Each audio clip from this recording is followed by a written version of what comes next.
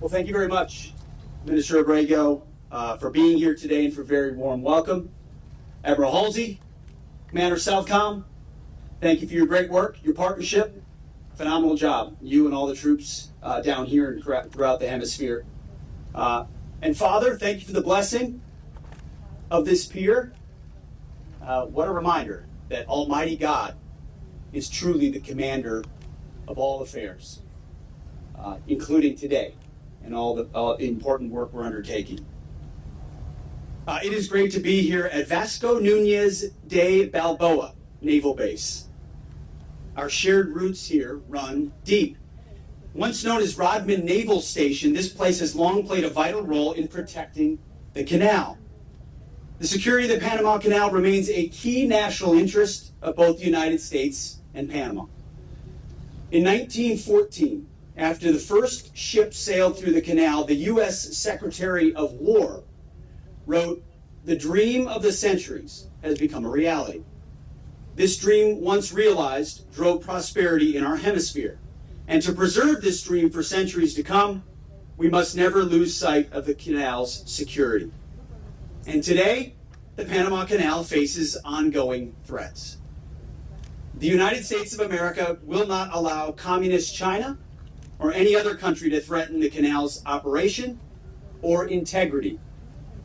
To this end, the United States and Panama have done more in recent weeks to strengthen our defense and security cooperation than we have in decades. That includes our meeting today and announcements to come. As we speak, U.S.-based military units are involved in joint exercises, planning, and other forms of cooperation with our Panamanian partners on both the Atlantic and Pacific sides of the canal. And together, we will take bold first steps to revive our defense and security ties between our countries. Right now, a U.S. Coast Guard cutter will transit the canal coming up this week to conduct counter-narcotic operations in the Eastern Pacific. U.S. Coast Guard cutter Kimball is moored in Panama City to conduct a subject matter expert exchange with personnel from the National Aeronaval Service at Panama, or SANAN. The USS Chosen, where I'll be tomorrow, is a guided missile cruiser.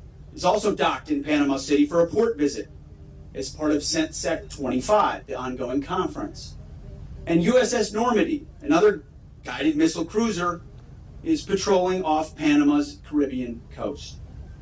While there, they are training an embarked team of officers and NCOs from SANAN, Panamanians, again, our partners. Several aircraft from the U.S. Marine Corps and Navy are visiting Panama to enhance our air and maritime security cooperation. We have stood up the Joint Security Cooperation Group, Panama, here in Panama City to coordinate U.S. military activities with our Panamanian partners. We will also continue to deepen cooperation in the long run. This includes increased training, exercises, and information sharing between U.S. and Panama security forces. And in 2026, Panama will host the multilateral Panamax exercise. This training will focus on ensuring the free flow of commerce through the Panama Canal. And finally, this pier, Pier 3, tangibly represents America and Panama's shared commitment to the canal's security. Thanks to over $5 million in support from the U.S. Army Corps of Engineers, we have refurbished this pier behind us.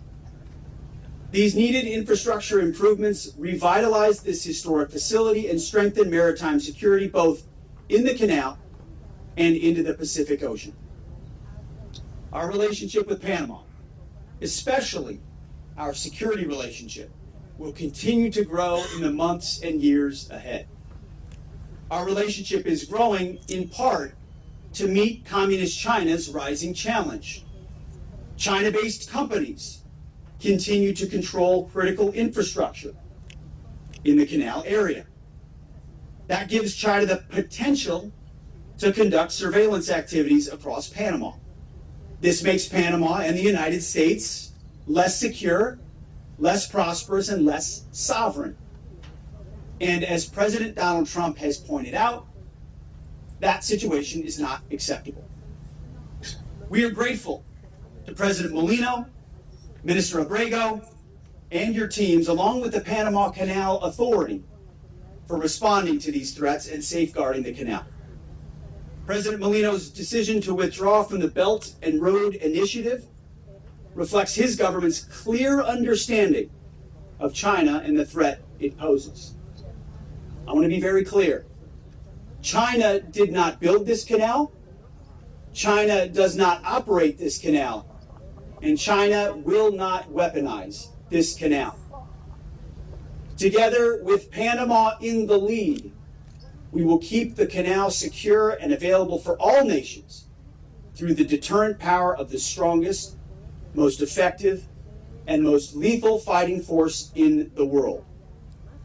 We will do this in partnership with Panama. Together, we will take back the Panama Canal from China's influence. And we will do this along with other capable, like-minded allies and partners. This is what peace through strength looks like. You see, the first time a sitting American president set foot outside of the United States, the first time, was to see the construction of the Panama Canal. President Teddy Roosevelt spent 3 days here in November of 1906. He was here both to inspect the project and to emphasize how important it was to our security and our prosperity. After his visit, Roosevelt described the canal as one of the great and giant feats of the ages. Nearly 120 years later, this canal remains a wonder of the world. And like President Roosevelt, President Trump today recognizes the canal's rightful place as the center of our shared hemisphere. It connects 2 continents and 2 oceans, transporting over $250 billion in goods per year and 40% of U.S. shipping. 70% of the ships that pass through this canal are going to or from U.S. ports. It saves nearly 8,000 miles for shipping traveling between our coasts. Our almost 100 U.S. military vessels each year transit the canal. This miraculous canal shows what our 2 nations can achieve together. We worked together to build this canal. Workers from both our countries gave their lives during its construction. We are proud of our shared history and excited for our shared future.